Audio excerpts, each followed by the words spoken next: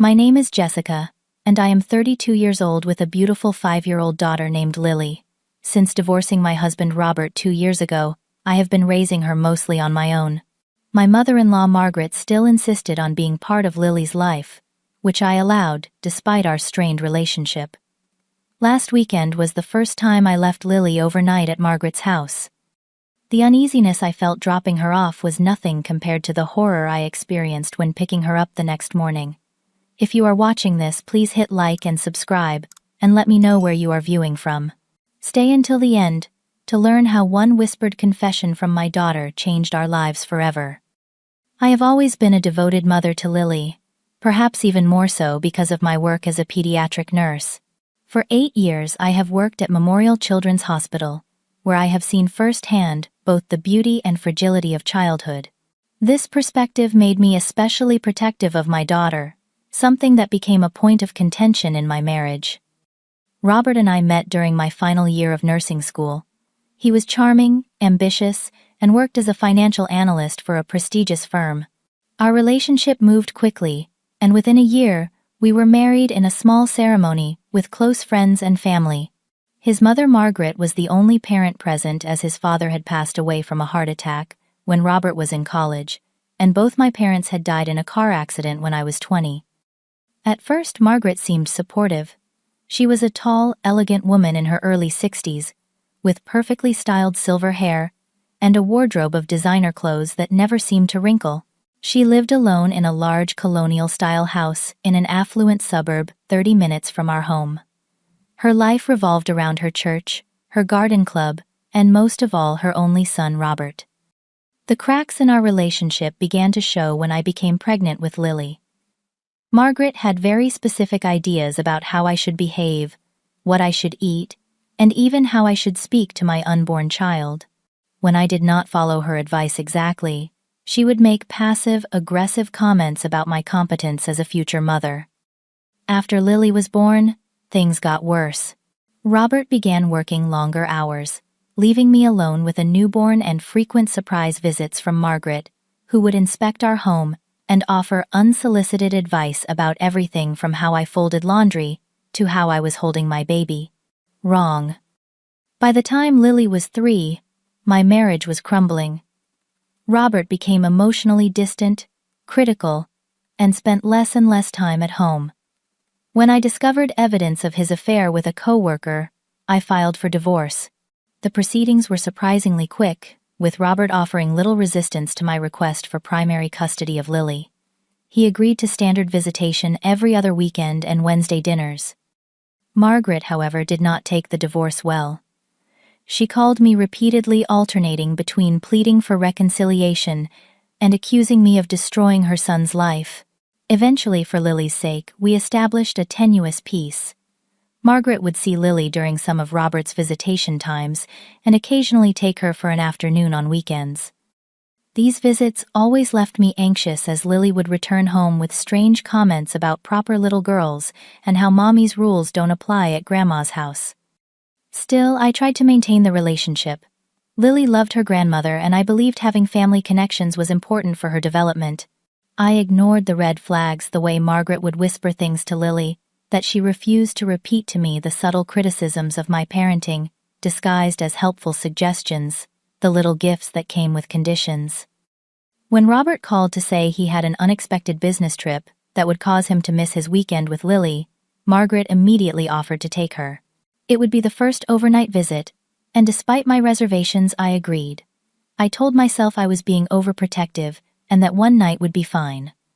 The day before the visit, I spoke with my best friend Lauren about my concerns while we had coffee during my lunch break at the hospital. "I know I am probably overthinking this," I said, stirring my latte nervously, "but something about Margaret has always felt off to me." Lauren, who had known me since college and had met Margaret several times, nodded thoughtfully. "Trust your gut, Jess. But also remember that one night is just one night. Make sure your phone is on, and call to check in before bedtime." I spent that evening carefully packing Lily's overnight bag with her favorite pajamas, her stuffed bunny named Hoppy, her special toothbrush, and a picture book we read together every night. I wrote down her bedtime routine, her allergies to strawberries, and emergency contact information, though Margaret already had all this information. When we arrived at Margaret's house the next day, I was struck again by how formal and unwelcoming it felt. The furniture was expensive but uncomfortable looking, with cream-colored sofas wrapped in plastic and glass tables with sharp corners. There were no toys visible, though Margaret had promised she had set up activities for Lily. "We will be just fine," Margaret said, her tone dismissive, as she practically pushed me toward the door. "I raised a son, you know. I think I can handle one little girl for a night." Lily hugged me tightly before I left. "Bye, Mommy. Grandma says we are going to have a special secret day." That phrase made my stomach clench, but Margaret quickly interjected. "Just some girl time baking cookies and watching movies. Nothing for Jessica to worry about." That evening alone in my apartment felt strange. I tried to enjoy the rare quiet, catching up on a novel I had been trying to read for months and taking a long bath. But every few minutes I found myself checking my phone, waiting for it to ring. When I called at 7:30 to say goodnight to Lily, Margaret answered with obvious annoyance. "She is busy right now. We are in the middle of something important." "I just want to say goodnight," I insisted. After a long pause, Lily came to the phone. Her voice sounded small and subdued, not like her usual bubbly self.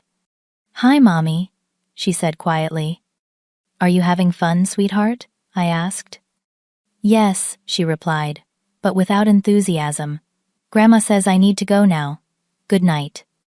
The call ended abruptly, leaving me staring at my phone with a growing sense of unease.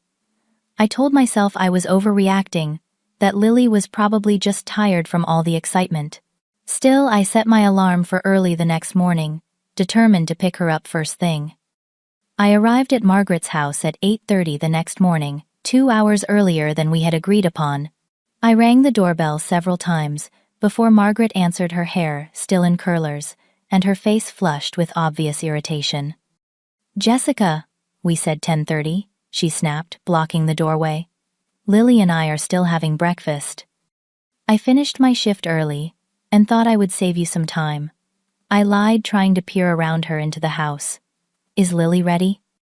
Margaret's lips tightened into a thin line. "She is not. You will have to wait." Just then I heard Lily's voice call out Mommy, and a moment later, she appeared behind her grandmother, still in her pajamas, but with her overnight bag already packed beside her. Her hair was uncombed, and there were dark circles under her eyes, as if she had not slept well. "I am ready to go home," she said, pushing past Margaret and wrapping her arms around my legs. Margaret made a show of disappointment, but did not protest further as I helped Lily into her coat and shoes. The entire time, Lily clung to me, her body tense, and her usual chatter noticeably absent. "Did you have fun with Grandma?" I asked as we walked to the car. Lily just nodded silently, her eyes fixed on the ground. Once we were in the car and pulling away from Margaret's house, I tried again. "What did you do yesterday? Did you bake cookies like Grandma said?" Lily fidgeted with the seatbelt across her chest.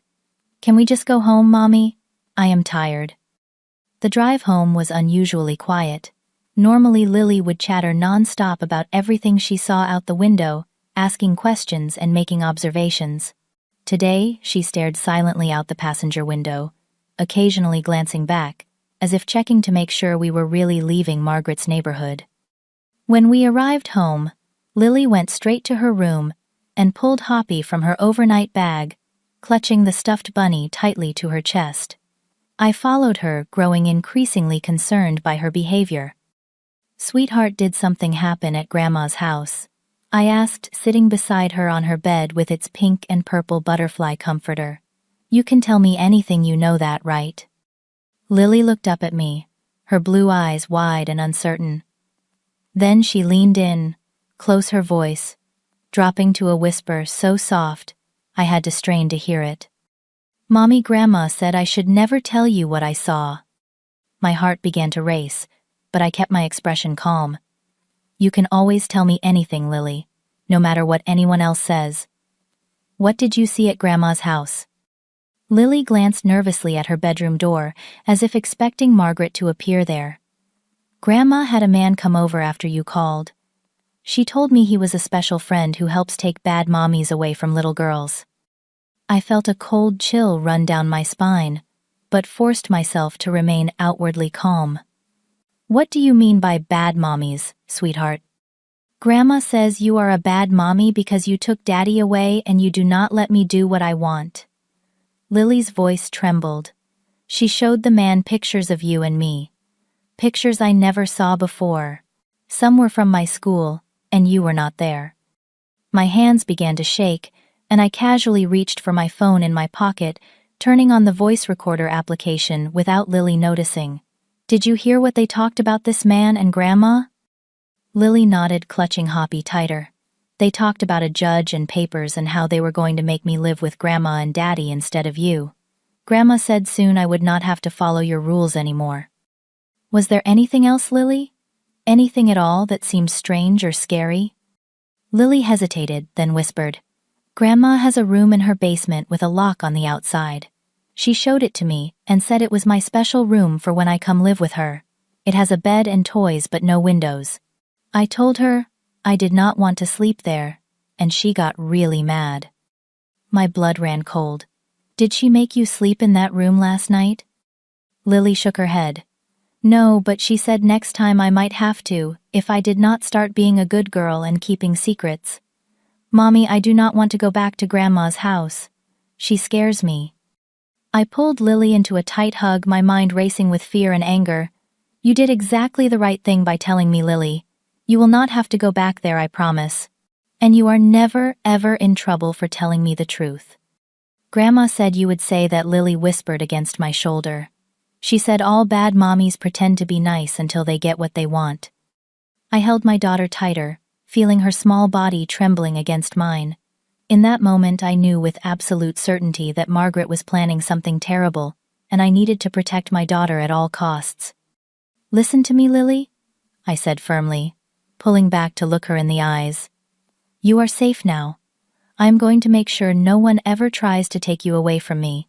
You did nothing wrong. This is all grown-up stuff that you should not have to worry about." As Lily nodded and wiped away tears with the back of her hand, I silently vowed that Margaret would never get near my daughter again. What I did not yet know was just how far my mother-in-law had already gone in her plot to take Lily away from me, or how dangerous the situation was about to become. After getting Lily settled with her favorite cartoon and a snack, I retreated to the bathroom, locked the door, and played back the recording I had made of our conversation. Hearing Lily's frightened voice describing Margaret's behavior made my hands shake with a mixture of fear and rage. This was no longer about uncomfortable family dynamics or different parenting styles. This was about a genuine threat to my daughter and our life together. I needed more information before deciding how to proceed.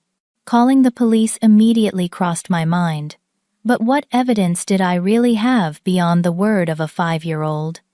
Would they take it seriously, or would it look like a vindictive ex-daughter-in-law making trouble? I called Lauren, keeping my voice low so Lily would not overhear. "I need your help," I said without preamble. "Something happened at Margaret's and it is bad. Really bad." Lauren listened without interrupting as I explained what Lily had told me. When I finished, she did not question or doubt, which was one of the reasons she had been my closest friend for over a decade. "You need evidence," she said decisively. "If Margaret is really planning something like this, there will be a paper trail, social media posts, messages, something that backs up what Lily is saying." "I cannot just break into her house and search for documents," I replied.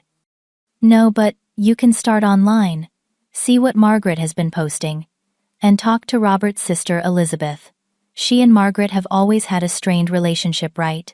She might know something useful." After hanging up, I opened my laptop and began searching for any public information about Margaret. Her Facebook profile was mostly private, but I could see her group memberships. One in particular caught my attention: Righteous Guardians of Innocent Children. The description mentioned rescuing children from unfit parents and spiritual warfare against the enemies of traditional families. Several of Margaret's public posts contained vague but troubling statements about saving my granddaughter from negative influences and preparing for a divine intervention. In one photo from 3 months ago, she stood outside a family court building with the caption, "Researching options for the future. God will provide a way." My hands trembling, I texted Elizabeth Roberts' younger sister, who lived in another state. We had always gotten along reasonably well, though we rarely communicated since the divorce. "Hi, Elizabeth, I hope you are well. I need to ask you something important about Margaret. Could you call me when you have a moment? It is about Lily's safety." She called within minutes, her voice tense. "What happened? Is Lily okay?" I gave her a brief summary of what Lily had told me that morning. There was a long silence before Elizabeth spoke. "I was afraid something like this might happen. Margaret has always been unstable when it comes to children in the family. Did Robert ever tell you what happened with my son Tyler when he was 4? "No. What happened?" Elizabeth sighed heavily. "Tyler stayed with her for a weekend, while my husband and I were at a conference. When we got back, he was terrified of her. Eventually, he told us that she had been telling him his parents were going to hell because we did not attend her church, and that she was going to save him by having him come live with her. She had even shown him a room she had prepared for him." My blood ran cold. "What did you do?" "We confronted her, and she denied everything, said Tyler was making it up for attention. Robert defended her, of course, but we never let Tyler stay with her alone again. She started telling everyone in the family that I was mentally unstable and turning my son against her." Elizabeth paused. "Jessica, you need to know that Margaret truly believes she is doing the right thing. In her mind, she is saving Lily, not harming her. That makes her even more dangerous." "Has she ever actually tried to take legal action against you?"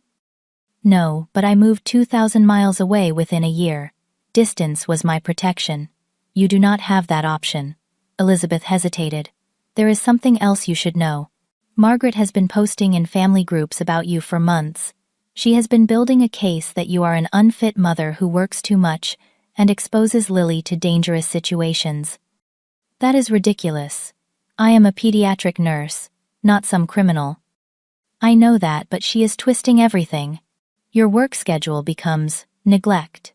Your friends become bad influences.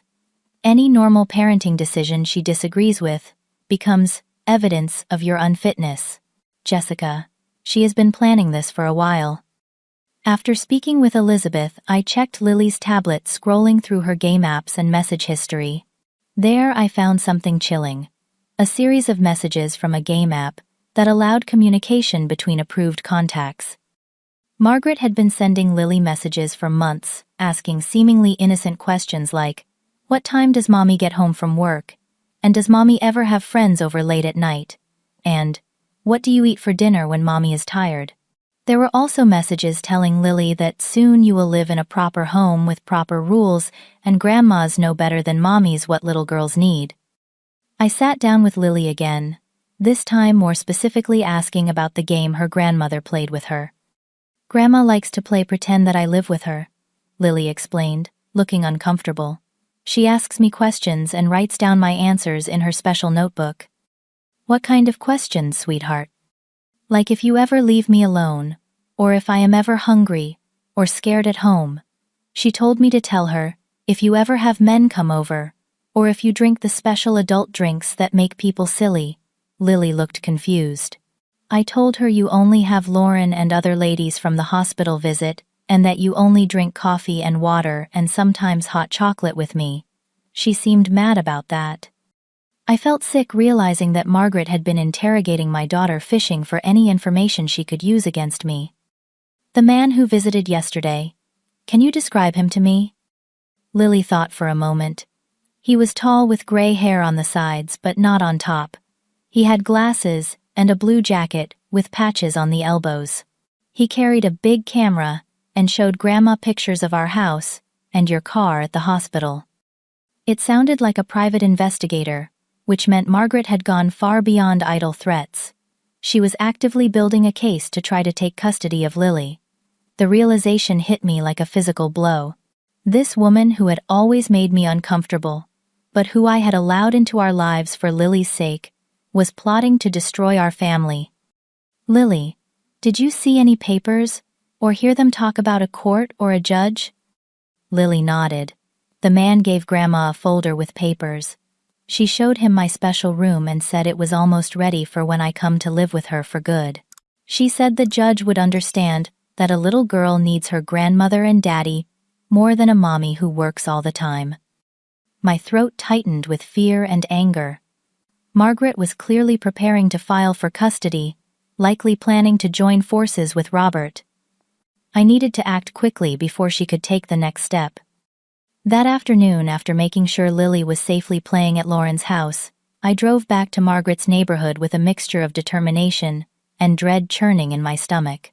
I had called ahead multiple times, but she had not answered. This conversation needed to happen face to face. Margaret's silver Lexus sat in the driveway, confirming she was home. I knocked firmly on the front door, my heart pounding so loudly I could hear it in my ears. After several minutes, the door opened, just enough for Margaret to peer out, her expression shifting from annoyance to false concern when she saw my face. "Jessica, what a surprise! Is everything all right with Lily?" Her voice was honey-sweet, but her eyes remained cold. "We need to talk, Margaret. Now." I kept my tone level despite the anger boiling inside me. She hesitated before opening the door wider. "I suppose you can come in for a minute. I was just about to leave for my church group." I followed her into the immaculate living room, declining her offer to sit. "I know what you are doing, Margaret. Lily told me everything." The transformation in her face was immediate. The pleasant mask dropped, replaced by a hard defensive glare. Children have active imaginations. Whatever Lily told you, she likely misunderstood. She misunderstood the private investigator taking photos of us. She misunderstood you, telling her she would come live with you soon. She misunderstood the locked room in your basement prepared for her. My voice rose despite my efforts to stay calm. Margaret's lips thinned into a tight line. "You have always been paranoid, Jessica. This is exactly why Lily deserves better than you as a mother." "So, you admit it," I said, pulling out my phone. "You are trying to take my daughter away from me." "I am trying to save her." Margaret's voice rose sharply. "You stole my son, poisoned him against me, and now you are raising my granddaughter without proper values or stability. You work ridiculous hours, leaving her with strangers. You expose her to your godless lifestyle. Someone needs to protect that child." "The only person Lily needs protection from is you," I replied, struggling to keep my voice steady. "You are manipulating a 5-year-old, frightening her, and trying to turn her against her mother. That stops now." Margaret laughed, a cold sound without humor. "You cannot stop what has already begun. I have been documenting your negligence for months. The courts will see what I see." "And what exactly do you think you have documented?" "A single mother who prioritizes her career over her child, who leaves her daughter with babysitters several nights a week, who has exposed her to inappropriate influences." Margaret's eyes gleamed with righteous certainty. "I have witnessed statements from neighbors who have seen your comings and goings at all hours. I have documented every time Robert has had to adjust his schedule because you called with some work emergency." "I am a nurse," I said through clenched teeth. "Sometimes emergencies happen. That does not make me an unfit mother." "The judge will decide that," Margaret replied smugly. "Robert has finally begun to see reason as well. Once he has primary custody, Lily will have the stable home she deserves with me there, to provide the maternal guidance she needs." My blood ran cold. Robert is part of this. Something flickered across Margaret's face. "He will be. When he sees the evidence, he will support what is best for his daughter." I stepped closer to her. "Show me this evidence. Show me these witness statements and documentation you claim to have." For a moment, Margaret looked uncertain, but then her chin lifted defiantly. "I do not have to show you anything. You will see it all in court." "Where is this room you have prepared for Lily?" I demanded. "The one in the basement with the lock on the outside." "That is simply a safe space for when Lily needs quiet time," Margaret replied, but her eyes darted toward a door I knew led to the basement stairs. Without asking permission, I moved toward it. Margaret stepped quickly to block my path, but I was faster. I opened the door and hurried down the carpeted steps, ignoring her protests behind me. The basement was finished and divided into several areas. A large entertainment space, with a television and bookshelves, occupied most of it, but a corridor led to what appeared to be additional rooms. One door stood partly open, revealing what looked like a home office. The second door was closed, with a sliding bolt lock mounted on the outside, exactly as Lily had described. I slid the bolt open and pushed the door wide. Inside was a child's bedroom decorated in pink and white, with a small bed dresser and toy chest. Framed photos of Lily covered one wall, many of which I had never seen before, and appeared to have been taken without my knowledge. On the dresser sat a stack of children's clothes, all new with tags still attached in Lily's exact size. "This is not normal, Margaret," I said, my voice shaking as I turned to face her. "This is the room of a woman planning to kidnap her granddaughter." "Do not be dramatic," Margaret snapped, though she looked unnerved by my discovery. "It is a guest room for when Lily visits. With a lock on the outside, with surveillance photos. This is not a guest room. This is a prison." I moved to the desk in the corner and picked up a folder lying open on its surface. Inside were legal documents, including what appeared to be a draft petition for emergency custody, citing numerous false claims about my parenting. As I flipped through the pages, growing more horrified with each fabricated accusation, the doorbell rang upstairs. Margaret's expression changed to one of smug satisfaction. "That will be Michael," she said. "Right on time for our meeting." "The private investigator?" I asked, clutching the folder of documents. "You might as well meet him," Margaret said, turning toward the stairs. "He has certainly been getting to know you and your routines." I followed her upstairs, my mind racing. The man standing in the foyer matched Lily's description, exactly: tall, balding with gray at the temples, wire-rimmed glasses, and a blue blazer with elbow patches. He looked startled to see me. "Mrs. Miller," he said awkwardly, glancing between Margaret and me. "I was not expecting." "This is my former daughter-in-law," Margaret said coldly. "She has been snooping through my private property and making wild accusations." Michael shifted uncomfortably. "Perhaps I should come back another time." "No, please stay," I said, stepping forward with the folder still in my hand. "I would love to hear about the surveillance you have been conducting on me and my daughter without my knowledge or consent. I am sure the licensing board would be interested as well." Michael's face paled. "Mrs. Miller assured me this was a standard custody investigation with the father's consent." "My ex-husband has no idea what she is doing," I replied. "And there is nothing standard about preparing a locked room for a child you plan to take from her mother." Michael turned to Margaret, his expression now wary. "You told me this was a routine case of documenting parental fitness for a custody adjustment. You said nothing about any locked rooms." Margaret's face flushed with anger. "Do not listen to her lies. She is trying to turn you against me, just like she turned my son against me. She is an unfit mother who works all hours and leaves her child with strangers." "I am a pediatric nurse," I said calmly to Michael. "I work scheduled shifts at Memorial Children's Hospital and have arranged appropriate childcare when I am working. My daughter is happy, healthy, and well-adjusted, or at least she was, until her grandmother began terrifying her with threats of taking her away from her mother." Michael looked increasingly uncomfortable. "I think I should go. Mrs. Miller, I will need to reassess whether I can continue with this case." He turned and quickly left the house. Margaret's face contorted with rage as the door closed behind him. "Look what you have done. You ruin everything you touch. First my son's life, and now this. Your son ruined our marriage all by himself when he cheated," I replied, moving toward the door myself. "And you are ruining your relationship with your granddaughter by trying to use her as a pawn. You will not keep her from me." Margaret hissed, following me to the door. I have rights as her grandmother. I will go to court. I will tell everyone what kind of mother you really are. Stay away from us, Margaret, I said firmly. Do not call. Do not visit. If you try to contact Lily again, I will get a restraining order. Her eyes narrowed to slits. This is not over, Jessica. God has entrusted me with saving that child from your influence, and I will not fail him. One way or another, I will make sure Lily is raised properly, with or without the court's help. The threat in her voice sent a chill down my spine.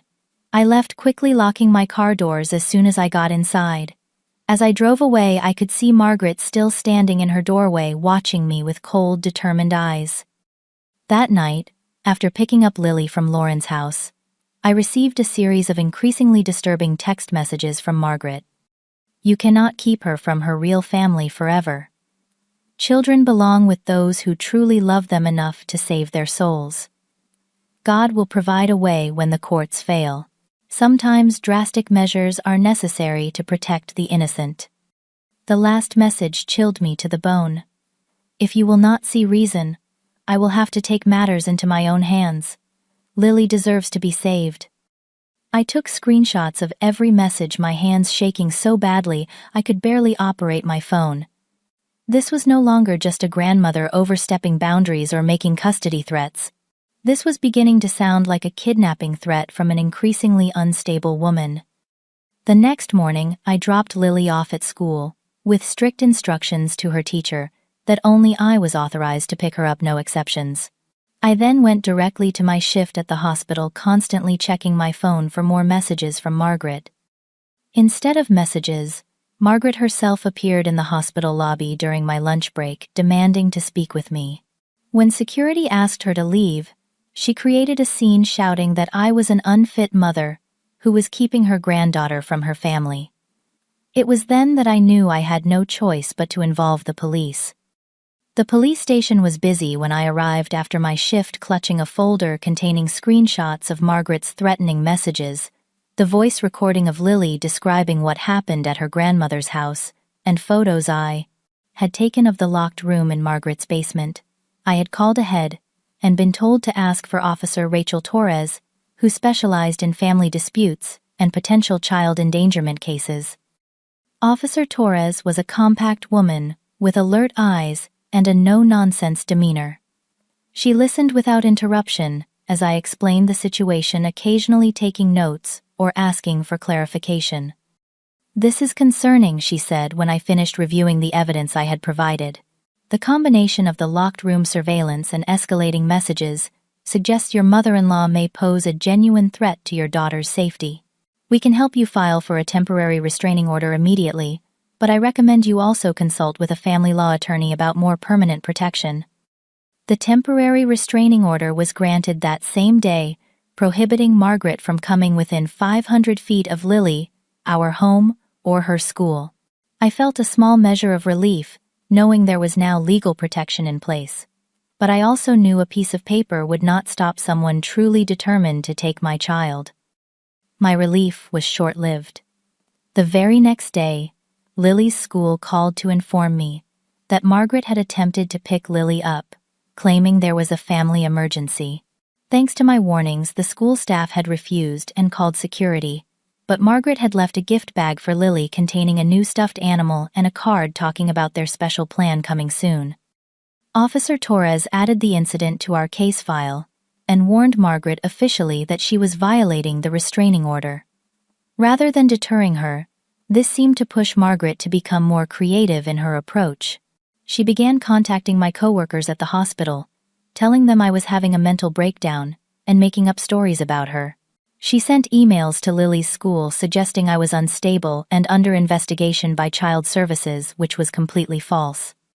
When I found out she had been watching our apartment and following me to work, I called Robert, who was due back from his business trip. To my surprise, he agreed to meet me at a coffee shop near my workplace. This has gone too far, I told him, sliding my phone across the table to show him the evidence I had collected. Your mother is stalking us and threatening to take Lily. She has a locked room prepared in her basement. She hired a private investigator to follow me. Robert's initial skepticism faded as he scrolled through the messages and photos. His face paled when I played the recording of Lily describing her frightening night at Margaret's house. "I had no idea," he said, his voice hollow. "She told me she was worried about Lily, but this." He looked up, his expression troubled. "Jessica, I swear I knew nothing about any of this. I would never support taking Lily from you." "Your mother seems to think you will," I replied. "She told me you are starting to see reason and will help her get custody." Robert shook his head. "That is completely false. Yes, we have had our differences, but you are a good mother.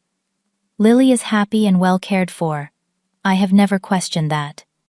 With Robert now aware of the severity of the situation, we arranged to meet with Officer Torres together to provide a united front. Robert's testimony about his mother's history of controlling behavior and obsessive tendencies added significant weight to our case. During our meeting with the police, we made another disturbing discovery. Officer Torres had been investigating Margaret's online activities and found that she had created fake social media accounts in my name, where she posted content that made it appear I was unstable, drinking heavily, and neglecting Lily. The posts were cleverly crafted to seem authentic while painting me in the worst possible light. "This is a sophisticated campaign to discredit you," Officer Torres explained. "Your mother-in-law is going to extraordinary lengths to build a case against you, even if she has to manufacture the evidence." The situation escalated further when I was checking Lily's backpack after school and found her favorite stuffed bunny, Hoppy, had been replaced with an identical one.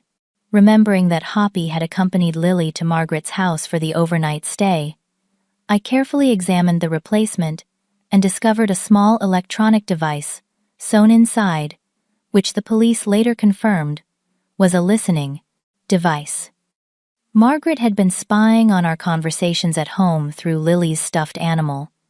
Concerned about Lily's psychological well-being through all this, I arranged for her to meet with Susan Parker, a child psychologist recommended by the hospital where I worked. After several sessions, Susan confirmed what I already feared: Lily was showing signs of anxiety and confusion from Margaret's manipulation. "Your daughter has been subjected to what we call psychological manipulation," Susan explained during our parent consultation. "Her grandmother has been attempting to alienate her from you, while also frightening her with ideas of being taken away from her home. Lily is torn between her natural love for her grandmother and her fear of what is happening." Armed with Susan's professional assessment, Robert and I went to family court to request a formal protection order that would provide more comprehensive safeguards than the temporary restraining order. The judge reviewed our evidence seriously and scheduled an emergency hearing for the following week. The night before the hearing, I woke at 2 a.m. to the sound of someone trying to open our apartment door. Heart pounding. I called 911 while checking that Lily was still safely asleep in her bed. The dispatcher kept me on the line until police arrived 7 minutes later, but by then whoever had been at the door was gone. The responding officers found scratch marks around the lock, indicating someone had tried to pick it. They also found a car matching the description of Margaret's Lexus parked 2 blocks away. When they approached the vehicle, they found Margaret sitting inside with a bag containing sedatives, a passport for Lily that I had never applied for, and plane tickets to Canada for the following day. Margaret was arrested on the spot for attempted breaking and entering, violation of the restraining order, and attempted kidnapping based on the evidence in her possession.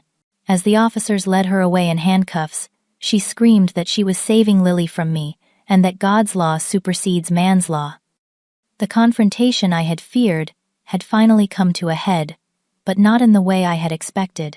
Instead of a prolonged court battle, Margaret's actions had accelerated the process and revealed the true extent of her dangerous obsession.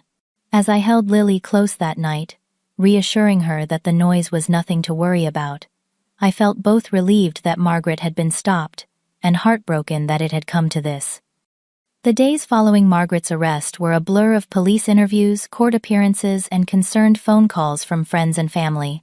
Margaret was charged with multiple offenses: attempted kidnapping, stalking, harassment violation, of a restraining order forgery for the fake passport, and breaking and entering. The district attorney also considered charging her with child endangerment for the locked room in her basement. Robert was devastated.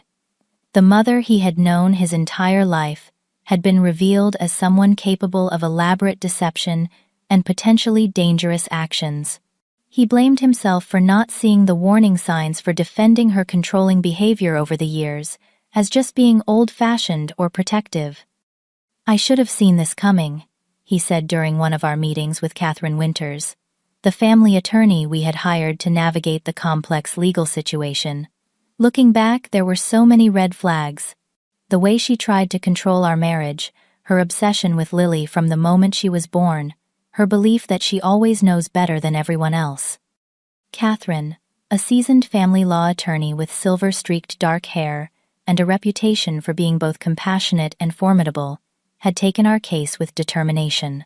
Family dynamics often blind us to behaviors we would immediately recognize as problematic in others, she assured Robert. "What matters now is ensuring Lily's ongoing safety and helping her process what has happened in an age-appropriate way." The family court quickly granted a permanent protection order, prohibiting Margaret from any contact with Lily. The criminal court ordered a psychiatric evaluation before Margaret's arraignment, which revealed what we had begun to suspect: she suffered from several serious mental health conditions, including delusional disorder with grandiose, religious themes, and narcissistic personality disorder. The psychiatrist's report indicated that Margaret genuinely believed she was on a divine mission to save Lily from my influence, which in her mind justified any actions she took, legal or otherwise. The court mandated psychiatric treatment for Margaret as part of any potential plea agreement. She was held without bail due to the flight risk she presented, given the evidence of the plane tickets and fake passport. Throughout this process, Robert and I found ourselves cautiously rebuilding a relationship based on our shared concern for Lily. The man who had been an absent, disinterested father during our marriage was now stepping up, attending every meeting, every court date, and asking thoughtful questions about how to help Lily feel secure again. "I want to be a better father," he told me one evening, as we sat in my kitchen after Lily had gone to bed. "I was so caught up in my own life, my career, that I missed what was happening with my own mother, with my own daughter. I will not make that mistake again." I believed him. Crisis has a way of revealing character, and Robert had shown himself to be, if not the husband, I had needed, at least a father willing to learn and grow for his daughter's sake. The impact on Lily, however, was my greatest concern. She had begun having nightmares about being taken away, about locked rooms and whispered secrets. She would wake up crying, needing reassurance that she was safe, that her grandmother could not get to her. With the recommendation of Susan Parker, Lily began regular sessions with Grace Chen, a child psychologist specializing in trauma and family conflict. Grace used play therapy, art, and child-friendly discussions to help Lily process her experiences and fears. "Children are remarkably resilient," Grace assured me, after one session showing me a drawing Lily had made of our family. "The key is to provide consistency, safety, and honest age-appropriate explanations. Lily understands more than you might think, but she also needs to know that what happened was not her fault, and that she is protected now." I took her advice to heart, establishing new routines to help Lily feel secure. We created a worry box, where she could write or draw her fears, and then symbolically lock them away. We practiced relaxation techniques for when she felt anxious. Robert joined us for weekend activities, showing Lily that both her parents were united in keeping her safe. Meanwhile, the legal process continued. Robert made the difficult but necessary decision to support the no-contact order between his mother and Lily. This put him at odds with some family members who felt he was being disloyal or overreacting. "My aunt called last night," he told me, after a particularly difficult court session. "She said I am abandoning my mother when she needs me most, that family should stand by family no matter what. She does not understand that I am standing by family. I am standing by my daughter." Elizabeth, who had provided crucial information about Margaret's past behavior, flew in to testify at the final hearing. Her testimony about the similar incident with her son years before established a pattern of behavior that strengthened our case. Margaret has always believed that her way is the only right way, Elizabeth testified. When others do not conform to her expectations, especially regarding children in the family, she sees it as her divine mission to intervene regardless of boundaries or laws.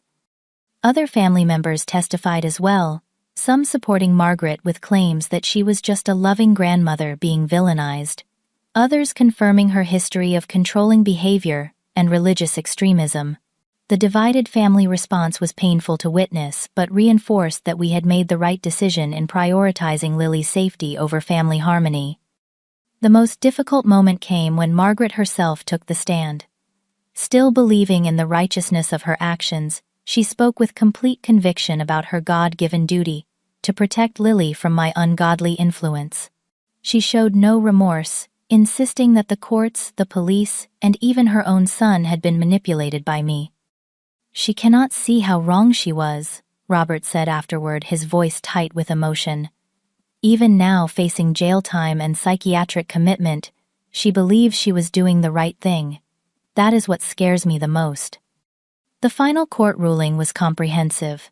Margaret was barred from any contact with Lily until she reached adulthood, with potential for supervised contact only after completing extensive psychiatric treatment and with Lily's consent. Once she was older, she was sentenced to 2 years in a psychiatric facility, with additional probation and monitoring to follow. As we left the courthouse after the final hearing, I felt an odd mixture of relief, vindication, and profound sadness. A woman who should have been a loving presence in Lily's life had instead become someone we needed protection from. Robert seemed to read my thoughts. "It is okay to feel sad about what might have been," he said quietly as we walked to our cars. "Lily has lost a grandmother. I have lost the mother I thought I knew. And even Margaret has lost the family connection she valued so highly, all because she could not respect boundaries or accept reality." In the months that followed, we worked to establish a new normal. I had conversations with Lily about what had happened, carefully framing the situation in terms she could understand. "Grandma Margaret is sick," I explained, when she asked why she could not see her grandmother anymore. "Not sick like when you get a cold, but sick in her thinking. She gets confused about what is real and what is not, and that confusion made her do things that were not safe. She is getting help from doctors now, but until she gets better, we need to keep our distance to stay safe." "Will she ever get better?" Lily asked. "I do not know, sweetheart," I answered honestly. "Sometimes this kind of sickness is very hard to fix. But what I do know is that you are safe, you are loved, and you have a mommy and daddy who will always protect you." It was a difficult balance, helping Lily understand the situation without burdening her with adult concerns or demonizing her grandmother. But with time, patience, and professional guidance, we began to see progress. The nightmares became less frequent. The anxiety attacks subsided.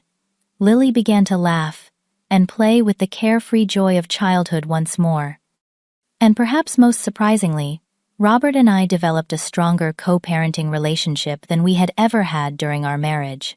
The crisis had forced us to communicate openly, to rely on each other, and to put Lily's needs above our own differences. It was not the family structure I had envisioned when I married him years ago, but it was one that now provided Lily with stability, safety, and the love of both her parents. 6 months after Margaret's sentencing, our lives had found a new rhythm. Lily had just started kindergarten, thriving in the structured environment and making friends easily. The dark circles that had haunted her eyes in the aftermath of Margaret's arrest were gone, replaced by the bright, curious gaze of a child discovering the world. I had returned to my regular schedule at the hospital, no longer jumping at shadows or checking over my shoulder constantly. The security system I had installed in our apartment rarely crossed my mind now, though its presence still provided peace of mind during the night. Robert had become the father I had always hoped he would be: reliable, and engaged in Lily's life. We had established a flexible co-parenting arrangement that prioritized Lily's needs above strict adherence to a visitation schedule. When I had night shifts, Robert would often stay at my apartment in the guest room to maintain Lily's routine, a level of cooperation I would have thought impossible during our divorce.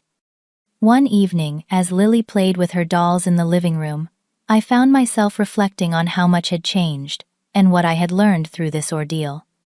The most important lesson had been to trust my instincts. The uneasiness I had always felt around Margaret was not, as I had been led to believe, jealousy or oversensitivity. It was my intuition warning me about genuine danger.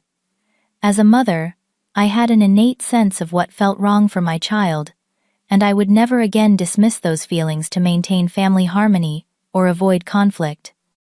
I had also learned about the insidious nature of manipulation. Margaret had been planting seeds of doubt about my parenting for years, so subtle that I often questioned myself rather than her motives. Now I recognized the tactics, the backhanded compliments, the helpful suggestions that undermined my confidence, the whispered comments to Lily that created confusion about rules and authority. Awareness of these tactics had made me more resilient against them, not just from Margaret, but in all relationships. My support network had proven invaluable.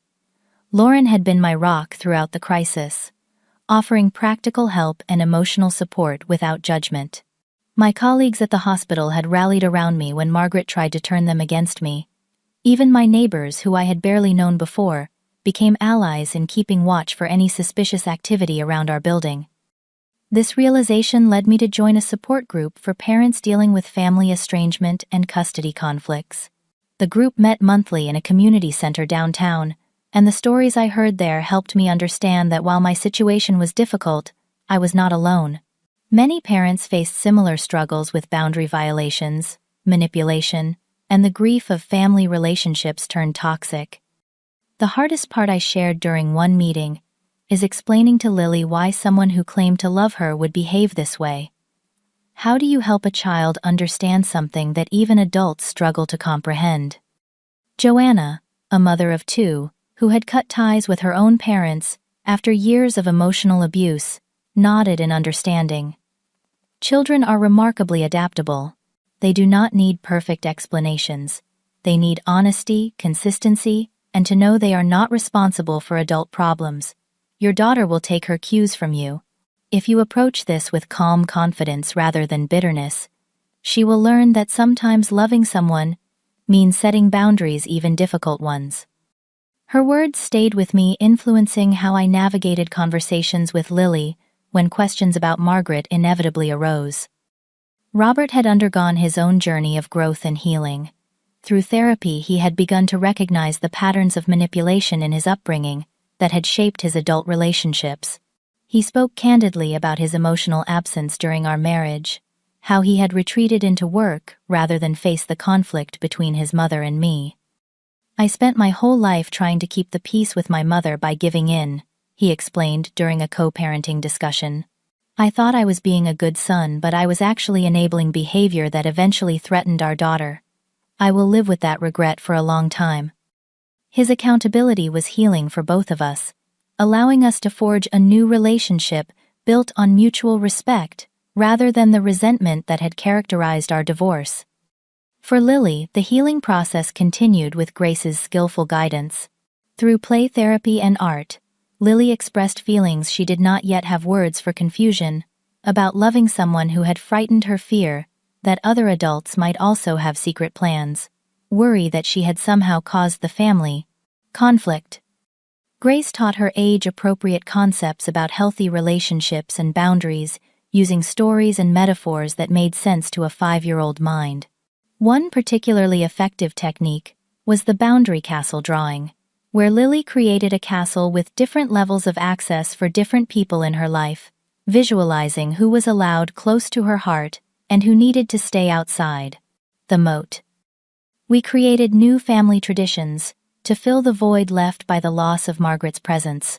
Sunday morning pancake breakfasts, weekly trips to the local library for story time, monthly adventure days where Lily chose a new place to explore. These rituals provided security and joy, gradually replacing the memories of Margaret's special secret days with healthier, transparent family experiences.